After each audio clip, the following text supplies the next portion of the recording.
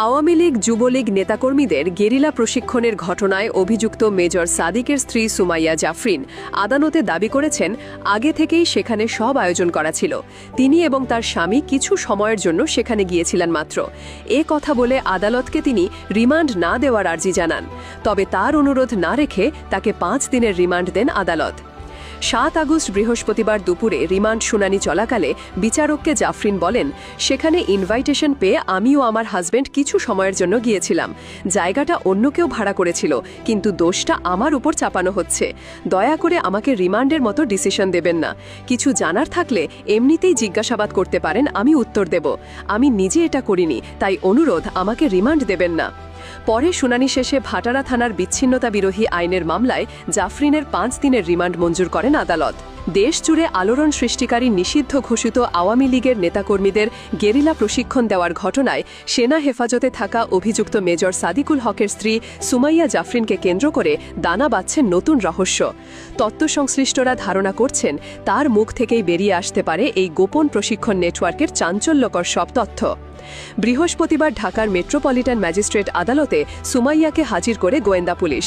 মামলার তদন্ত কর্মকর্তা এই পরিকল্পিত কূটচালের গভীরতা উন্মোচনের জন্য 7 দিনের রিমান্ডের আবেদন করেন।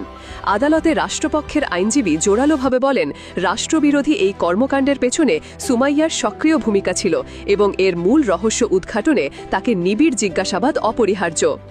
অন্যদিকে অভিযুক্ত পক্ষের আইনজীবীরা রিমান্ডের বিরোধিতা করে জামিনের আবেদন জানান। উভয় পক্ষের দীর্ঘ শুনানি শেষে বিচারক সেফাতুল্লাহ জামিন আবেদন নাকচ করে 5 দিনের রিমান্ড মঞ্জুর করেন। আদালতের এই আদেশের পর থেকেই রাজনৈতিক এবং গোয়েন্দা মহলে জল্পনা শুরু হয়েছে, কী তথ্য লুকিয়ে রেখেছেন এই মেজর পত্নী। এর আগে বুধবার ঢাকা মহানগর গোয়েন্দা পুলিশের একটি চৌকস দল সুমাইয়া জাফরিনকে আটক করে। প্রথম দিকে তাকে পুলিশের একজন সহকারী সুপার হিসাবে পরিচয় দেওয়া হলে রহস্য আরও ঘনীভূত হয়। তবে দ্রুতই পুলিশ সদর দপ্তর থেকে বিবৃতি দিয়ে জানানো হয়, সুমাইয়া জাফরিন নামে তাদের কোনো কর্মকর্তা নেই। এই পরিচয়ের বিভ্রান্তি কি পরিকল্পিত ছিল? তিনি কি কোনো বিশেষ উদ্দেশ্য নিয়ে আইনশৃঙ্খলা বাহিনীর কর্মকর্তার ভুয়া পরিচয় ব্যবহার করছিলেন? এমন অনেক প্রশ্নই এখন ঘুরপাক খাচ্ছে। এই ঘটনার মূল হোতা হিসাবে অভিযুক্ত মেজর সাদিকুল হক ওরফে মেজর সাদিক গত 17 জুলাই থেকে সেনাবাহিনীর হেফাজতে রয়েছেন। রাজধানীর উত্তহা থেকে আটকের পর সেনাবাহিনী জানিয়েছে, তার বিরুদ্ধে অভ্যন্তরীণ তদন্ত চলছে এবং দোষী প্রমাণিত হলে বাহিনীর নিজস্ব আইন অনুযায়ী কঠোর ব্যবস্থা নেওয়া হবে। অভিযোগ রয়েছে, মেজর সাদিক তার সামরিক জ্ঞান ও প্রশিক্ষণকে ব্যবহার করে নিষিদ্ধ আওয়ামী লীগ এবং তার সহযোগী সংগঠনগুলোর বাছাই করা ক্যাডারদের নাশকতামূলক কর্মকাণ্ডের জন্য গেরিলা প্রশিক্ষণ দিচ্ছিলেন। গোয়েন্দা সূত্রের বরাতে জানা যায়, এই ভয়ঙ্কর প্রশিক্ষণ কর্মকাণ্ডে মেজর সাদিকের ছায়াসঙ্গী হিসাবে কাজ করতেন তার স্ত্রী সুমাইয়া জাফরিন। ক্যাডার বাছাই, যোগাযোগ রক্ষা এবং প্রশিক্ষণের রসদ জোগানোর মতো গুরুত্বপূর্ণ দায়িত্বে তিনি জড়িত থাকা বলে সন্দেহ করা হচ্ছে। ইতোমধ্যে এই প্রশিক্ষণ নেটওয়ার্কের সঙ্গে জড়িত থাকার অভিযোগে নিষিদ্ধ আওয়ামী লীগ ও ছাত্রলীগের বেশ কয়েকজন নেতাকর্মীকে গ্রেফতার করা হয়েছে।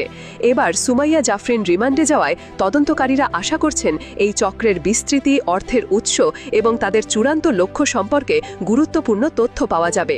ফলে আগামী 5 দিন দেশের মানুষের চোখ থাকবে ডিবি কার্যালয়ের দিকে, যেখানে জিজ্ঞাসাবাদের মাধ্যমে হয়তো উন্মোচিত হবে এক গভীর কূটচালের ব্লুপ্রিন্ট।